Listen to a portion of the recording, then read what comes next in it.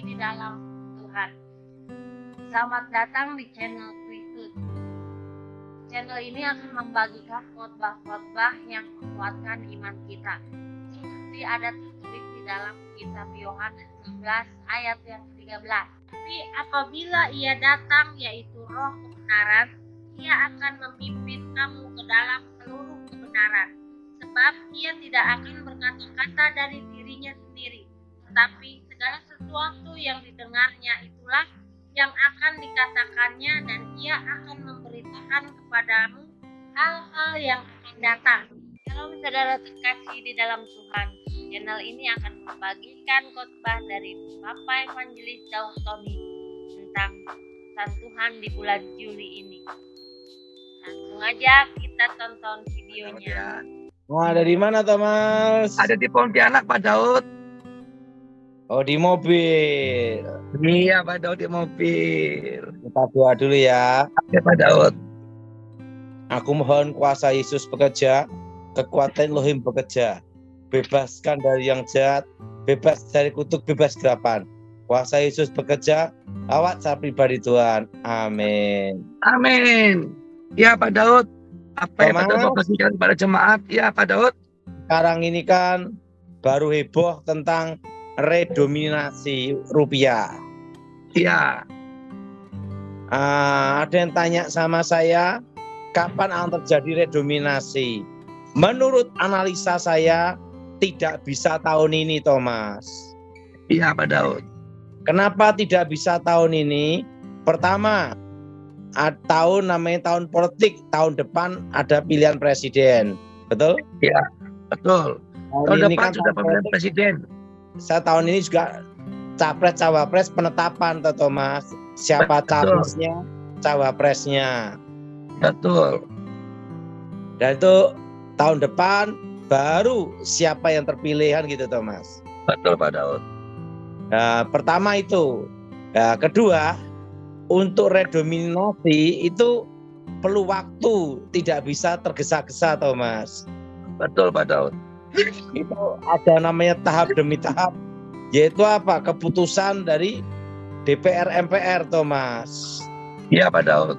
Dan keputusan presiden juga, Thomas. Iya, Pak Daud. Dan itu biayanya besar sekali, Thomas. Betul. Karena kan ganti uang yang beredar, Thomas. Betul.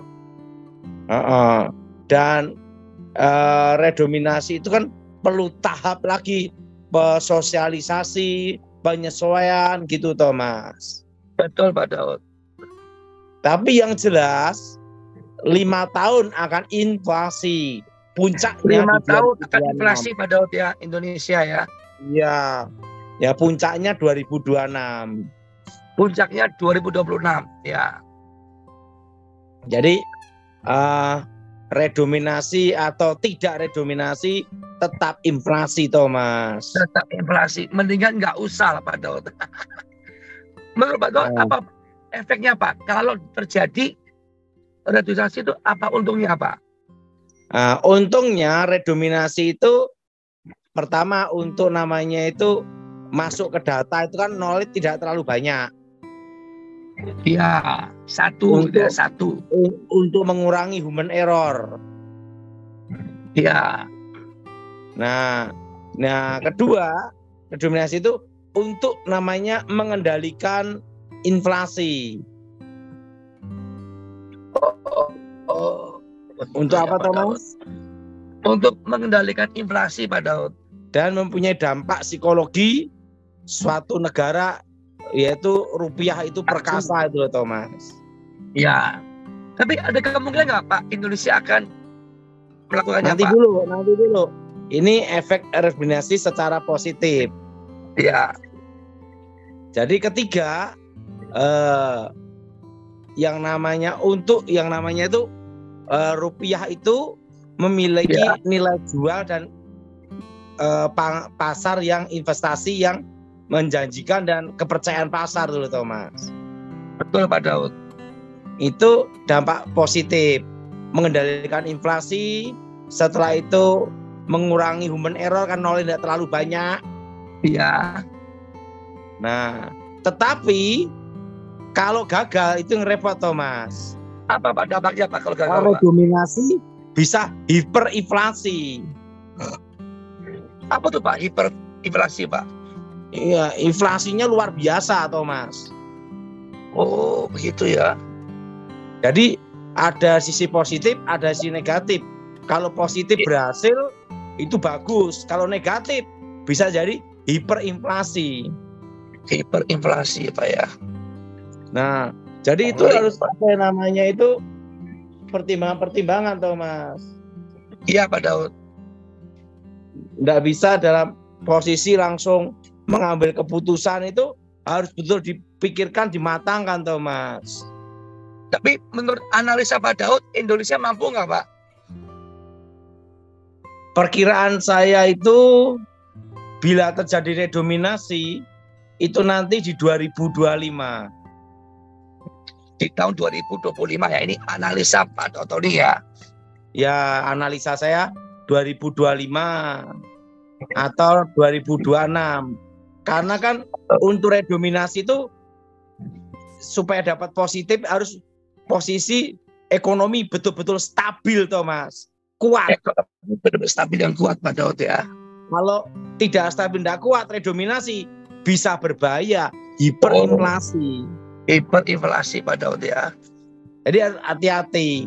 Kalau feeling saya sih paling aman itu ya 2027, waktu stabil ekonomi. 2027 ya, terus stabil Pak Daud ya. Tapi kan ya, kalau tercepat ya 2025. Cepat-cepatnya 2025 ya. Berarti sudah ganti presiden ya Pak Daud ya? Ganti presiden. Iya. Tapi yang jelas presiden untuk tahun berikutnya yang menggantikan itu sebisa mungkin harus militer. Militer dan orang sipil ya Pak Daud. Militer, capres militer, cawapres sipil atau capres sipil, cawapres militer. Itu sudah kombinasi itu Thomas. Iya Pak Daud. Gimana Thomas? Yes Pak Daud, sepakat Pak Daud. Jadi tidak mudah langsung buru-buru redom, itu tidak semudah itu Thomas. Itu ya. Perlu analisa, pertimbangan, perhitungan yang ketat Pak Daud ya. Kalau gagal itu yang bahaya, bisa hiperinflasi. Oh, Yesus ya. Iya Pak. Tapi kalau berhasil itu ada sisi positifnya. Kalau berhasil ya Pak Daud. Itu mengendalikan inflasi. Kedua, mengurangi human error karena nolnya tidak terlalu banyak. Ketiga, untuk kepercayaan negara asing termasuk kepercayaan dalam negeri. Itu kalau berhasil. Kalau berhasil. Nah, kalau gagal, wah repot Thomas. Hiperinflasi. Hiperinflasi ya. Jadi harus perlu pertimbangan-pertimbangan Thomas. Iya Pak Daud. Nah, kalau feeling saya sih misalnya redominasi tetap setelah Pilpres ya. Pilpres dulu ya Pak Daud ya. Setelah Pilpres paling cepat 2025. 2025 ya. Wow. Tapi kalau paling aman stabil di 2027. Paling stabil menurut perhitungan analisa Pak Daud Tony 2027 Pak Daud ya. Ya, kalau mau stabil. Kalau mau stabil Pak Daud ya. Nah, kalau sekarang itu kenapa dihebohkan redominasi? Ini namanya test water. Test water. Mau lihat bagaimana respon masyarakat Pak Daud ya. Ya, respon untuk sebelum sosialisasi. Betul Pak Daud.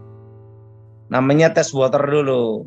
Tes water dulu ya. Bagaimana reaksi masyarakat, responnya, tindakan masyarakat itu Pak Daud ya. Baru setelah itu kalau betul-betul akan dilaksanakan, baru namanya sosialisasi.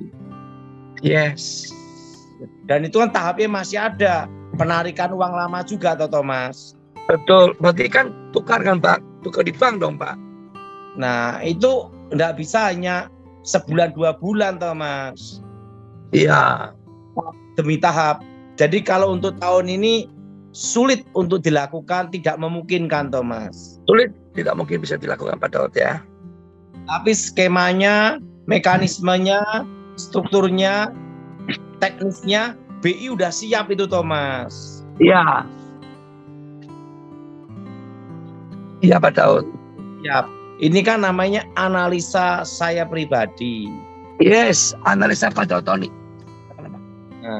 Nah, kalau ada sisi positif, posisi negatif. Nah, kalau kondisi seperti itu paling aman pegang apa? Tetap Dolar. emas sama dolar. Yes. Emas sama apa, Thomas? Emas dan dolar Pak Daud. Nah, tapi investasi bagus tetap tanah. Betul Pak Daud. Jadi kalau saudara-saudara dalam kondisi bingung, wah nanti redomnya gimana ya? Bisa positif atau bisa negatif. Nah, pegang 3 ini, emas, US dollar, dan tanah. Udah tenang. Yes, emas, dolar dan rupiah. Emas dan dolar Pak ya. Dan rupiah aman. Dan tanah. Dan tanah.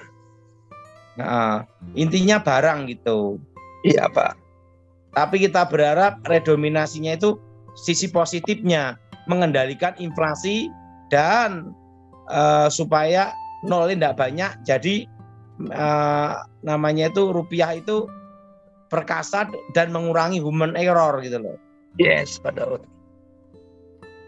Dan untuk sisi keuangan, untuk data keuangan itu lebih ringkas gitu loh, Thomas. Betul Pak Daud. Gimana analisa saya, Thomas? Sangat jempol, luar biasa Pak. Sangat jeli banget Pak dan cermat.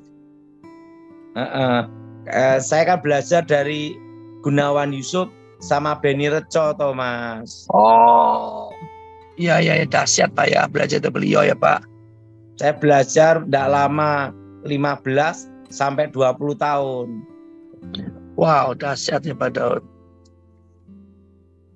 Termasuk sama kawan saya dari Pantim Pres, Dewan Pertimbangan Presiden, Thomas. Wow, luar biasa Pak Daud ya. Nah, jadi untuk melakukan redominasi ini tidak boleh gegabah dan tidak mudah, Thomas. Iya Pak. Sekalipun mekanisme struktural dan ini sudah semua disiapkan, Thomas. Iya Pak Daud. Ini ya. Iya Pak Daud. Nah, jadi tenang-tenang aja, Thomas. Tenang aja. Ya Pak. Gini, Thomas. Ya Pak Daud. Saya kasih tahu masukan penting. Resesi atau tidak resesi untuk rakyat Indonesia, terutama di daerah-daerah yang bukan Jakarta, itu tidak terlalu pusing, Thomas. Tetap santai dan makan nikmat. Betul Pak Daud. Ya, yang berat itu kan hanya kota besar, Jakarta, Thomas. Iya Pak Daud. Jakarta sama Surabaya. Kota-kota besar lah. Tapi kalau daerah-daerah desa-desa enggak pengaruh karena nggak punya keinginan ya Pak Daud. Tidak banyak keinginan dan setiap hari ketemunya itu terus sapi, kebun, kambing gitu. Iya Pak Daud. Gimana pertimbangan saya, Thomas? Luar biasa Pak Daud, sangat memberikan masukan, mencerdaskan, menambah pengetahuan supaya kita nggak cuma rohani saja, tapi kita pun juga cerdas dalam segala hal Pak Daud. Jadi tahap-tahap redominasi itu perlu dipertimbangkan, Thomas. Iya Pak Daud. Nah, seperti ekonomi ini sekarang gimana Pak Daud? Berat sekali atau tidak? Tenang aja, Thomas. Tetap kita minum kopi dengan aman. Pokoknya resesi ekonomi ini, Thomas, iya, yang punya dampak besar kepala pusing, yang punya utang bank. Bang. Yang punya utang bank dan yang punya banyak keinginan dan yang hidup tidak bersyukur. Nah, kalau seperti Papua, saat itu Sulawesi, setelah itu desa-desa di Pulau Jawa, apalagi Manado, tidak ada pengaruh, Thomas. Iya. Kenapa? Kalau yang di Papua cukup bawa pancing, langsung ke laut mancing, tidak mikir resesi. Kasihat ya Pak Daud. Yang di desa-desa tanah tinggal apa? Tinggal ada bayam, makan seadanya, udah nikmat. Udah nikmat ya Pak Daud. Nah, jadi yang berat itu hanya di kota-kota besar. Iya Pak Daud. Gimana analisa saya, Thomas? Luar biasa Pak Daud. Luar biasa Pak Daud. Luar biasa Pak Daud. Nah, itu kan pengalaman-pengalaman. Iya. Jadi Betul, paling Pak. aman itu saat ini 3 ini, Thomas. Betul. Predominasi kapan akan terjadi, sisi positif atau sisi negatif, pegang 3 ini. Betul Pak Daud. Sepakat Pak Daud. Yes Pak Daud. Emas, US dollar, tanah, udah itu, Thomas. Yes. Siapa Daud? Gimana menurut analisa saya, Thomas? Luar biasa Pak Daud. Luar biasa Pak Daud. Mau tanya apa, Thomas? Ya Pak Daud, berarti kita harus persiapkan bahwa tahun ini kan tahun pilpres nih, pemilihan presiden. Terus kita harus benar-benar berdoa untuk keamanan, untuk reduksi itu nggak mungkin tahun ini Pak ya. Pasti ini hanya tes water 2025, paling pas itu tahun 2027 ya Pak Daud ya. Iya. Ya, tapi kalau ditanya ada yang gelisah, Pas nanti pilpres nanti bisa kerusuhan enggak, Pak? Saya beritahu. Pak gimana, Pak? Aman. Aman terkendali Pak Daud ya. Kenapa aman terkendali? Sekarang pada bingung punya cari duit semua. Enggak mikir ke demo. Iya Pak Daud. Jelas semua baru bingung cari apa, Thomas? Bingung cari duit Pak Daud. Nah, pendananya pun juga bingung. Jadi pilpres ini aman, Thomas. Aman. Terkendali. Aman terkendali Pak Daud. Nah, kasih tahu Thomas. Kalau di desa itu makan bayam. Kalau di kota makan bunga. Bunga bang. Ada yang WA ini tadi tulisannya itu bunga bank. Makanya kalau yang di kota tuh kartu kredit itu bar gesek-gesek setelah itu ndase mumet, Thomas. Kepala pusing. Yes. Ya lebih baik hidup apa adanya aja, Thomas. Hidup sederhana, mengucap syukur apa adanya Tuhan kasih ya Pak Daud. Iya, Thomas. Iya Pak Daud. Kapan ini Thomas menikahnya? Sedang dalam perencanaan Tuhan Pak Daud. Iya. Ada sih Thomas, mau tak kenalin, itu di desa umurnya 28 tapi terbalik angkanya, Thomas. Udah tua Pak Daud. Berapa, Thomas? Udah tua lah Pak Daud. 82. Janganlah Pak Daud, udah tua. Iya, mau dikenalin, Thomas. Mau ndak? Enggak Pak Daud. Itu kalau Thomas melamar, dia tidak nolak, langsung iya gitu. Saya yang nggak mau Pak Daud.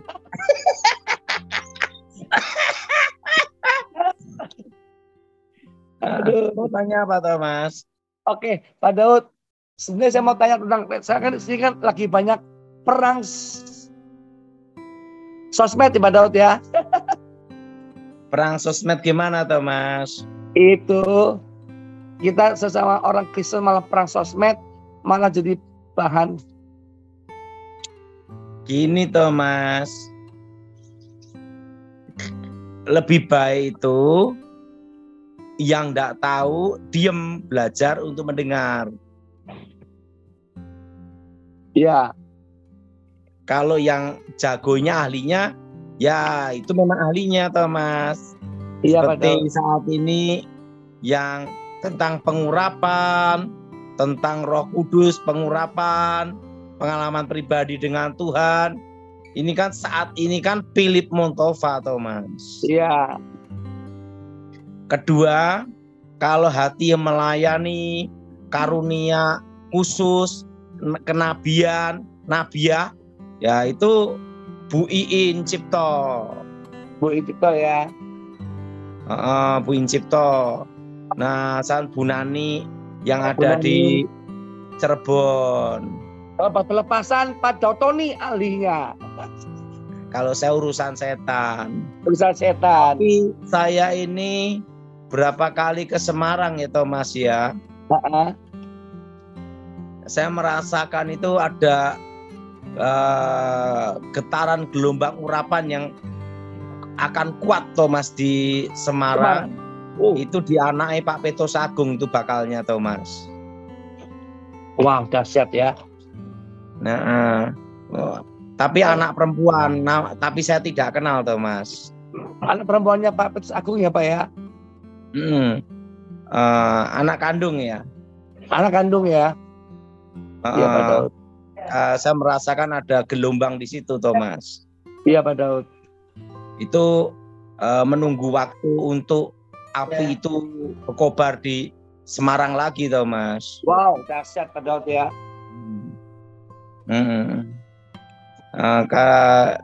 Aduh, nama ini siapa saya tidak tahu Thomas. Iya Pak Daud. Kalau saya itu Thomas, ada yang dipakai Tuhan atau yang disiapkan Tuhan, itu saya dukung Thomas. Siap Pak Daud. Karena kita ini kan siap Saling nunggu antrian memperlengkapi. Thomas. Bukan saling apa? Kalau tidak salah namanya Hadasah ya dia, aneh Pak Petrus Agung.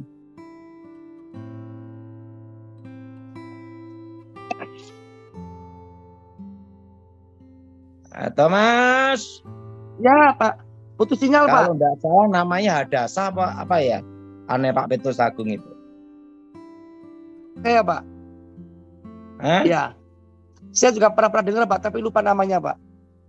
Karena waktu saya ke Semarang tuh merasakan getaran gelombang urapan yang akan datang Thomas. Wow, dahsyat ya. Ya, kita sebagai yang tinggal menuju expired ini harus mendukung Thomas. Betul Pak. Yang udah apa Thomas? Yang mau apa Thomas? Yang sudah expired mendukung saja. Kalau kita kan bukan expired tapi baru mau expired. Iya Pak Dotoni. Karena apa? Kan ada waktunya kita nanti banyak berdiam Thomas. Betul. Betul Pak. Itu Hadasah itu Thomas. Iya Pak Daud. Kan saya belum kenal orangnya Thomas. Iya Pak Daud. Saya belum ketemu orangnya juga. Iya Pak Daud. Tapi saya merasa gelombangnya itu ada Thomas. Iya Pak Daud. Gelombang urapan itu dalam hidup saya itu saya merasakan yang kuat itu ada di 3 orang Thomas. Coba Daud. Pertama itu Pendeta Ishak Leo Thomas. Ishak Leo ya. Pendeta Ishak Leo itu GPPS Thomas Surabaya. Iya. Dia selalu pakai baju putih-putih Thomas. Iya. Pada waktu itu saya kan masih muda sekali. Waktu itu saya mau khotbah ke mimbar itu Pak Isaklio ini, pendeta Isaklio ini berdoa. Wah, itu urapannya terasa kuat sekali Thomas. Ya, itu namanya pendeta siapa Thomas? Isaklio, Pak. Isaklio. Nah, Yes. kedua itu Gilbert Lumaindong Thomas. Gilbert Lumaindong ya. Nah, yang ketiga nih sekarang ini kan Philip Motovai Thomas. Iya. Tapi yang akan datang itu yang keempat Thomas. Iya. Di Semarang itu nanti Thomas. Yes. Asal menjaga hati, itu gelombang itu akan datang Thomas. Amin. Karena apa? Tongkat estafet Petrus Agung ada di tempatnya dia Thomas. Oh, begitu Pak Daud ya. Tongkat apa Thomas? Tongkat estafetnya Petrus Agung, Pak. Ya, itu ada di dia Thomas. Wow, luar biasa. Tetapi untuk mendukung ini harus ada dukungan dari keluarganya dulu Thomas. Betul. Harus ada dukungan keluarganya dulu. Harus keluarga semua mendukung ya Pak Daud ya. Keluarganya mendukung, keluarganya bersatu. Nah, itu baru tongkat estafet itu berfungsi Thomas. Yes Pak Daud. Nah, karena itu harus ada dari respon dari keluarga Thomas. Iya Pak Daud. Kalau saya merasakan ada gelombang itu Thomas. Yes. Ada apa Thomas? Ada gelombang Pak Daud. Ya, tapi itu menunggu waktunya Tuhan Thomas. Waktunya Tuhan ya Pak Daud ini ya. Nah, itu gelombang yang akan datang Thomas. Yes Pak Daud. Kenapa Thomas? Gelombang yang akan datang Pak Daud, ada waktu Tuhan. Sekarang di Semarang sedang ada urapan yang sedang mengalir yang kuat. Tapi harus ada dukungan keluarga Thomas. Keluarganya dulu harus sepakat ya Pak Daud ya.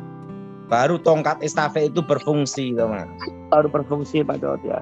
Berarti Karena nanti tongkat masanya Petrus Karena Agung tongkat akan kembali lagi ya Pak. Petrus Agung di dia. Iya. Siapa Daud? Jelas Thomas. Jelas Pak Daud. Nah, itu Kemana artinya, Pak gelombangnya Daud? ada di mana Thomas? Apa Pak Daud? Yang akan datang di mana? Di Semarang Pak Daud. Iya. Oke. Tapi harus dukungan dari apa? Keluarga. Iya. Harus Baru keluarganya tongkat sepakat. estafet itu Thomas Ya, berfungsi. berfungsi. Yes. Nah, oke Thomas. Oke, saya langsung tanya jawab. Yang Dukung channel ini dengan cara subscribe, like, comment, and share supaya channel ini dapat membagikan khotbah-khotbah yang membangun iman kita. Terima kasih. Shalom and God bless you all. Firman Tuhan hari ini kita buka dari Yesaya 41 ayat 10. Janganlah takut sebab aku menyertai engkau, janganlah bimbang sebab aku ini Allahmu. Aku akan meneguhkan, bahkan akan menolong engkau. Aku akan memegang engkau dengan tangan kananku yang membawa kemenangan. Bagi saudara yang ingin mengikuti Zoom atau ingin didoakan, hubungi nomor admin yang ada di kolom deskripsi. Selamat menyaksikan, Tuhan Yesus memberkati. Zaharia 9 ayat 9. Bersorak-soraklah dengan nyaring, hai puteri Sion, bersorak-sorailah, hai puteri Yerusalem. Lihat, rajamu datang kepadamu, ia adil dan jaya. Ia lemah lembut dan mengendarai seekor keledai beban yang mudah. Zaharia 7 ayat 9-10. Beginilah firman Tuhan semesta alam, laksanakanlah hukum yang benar dan tunjukkanlah kesetiaan dan kasih sayang kepada masing-masing. Janganlah menindas janda dan anak yatim, orang asing dan orang miskin, dan janganlah merancang kejahatan dalam hatimu terhadap masing-masing. Yohanes 8 ayat 44. Iblislah yang menjadi bapamu dan kamu ingin melakukan keinginan-keinginan bapamu. Ia adalah pembunuh manusia sejak semula dan tidak hidup dalam kebenaran, sebab di dalam dia tidak ada kebenaran. Apabila ia berkata dusta, ia berkata atas kehendaknya sendiri, sebab ia adalah pendusta dan bapa segala dusta. Yohanes 4 ayat 24. Allah itu roh dan barang siapa menyembah Dia, harus menyembahnya dalam roh dan kebenaran. Yohanes 15 ayat 26. Jikalau penghibur yang akan kuutus dari Bapa datang, yaitu roh kebenaran yang keluar dari Bapa, ia akan bersaksi tentang aku. Yeah.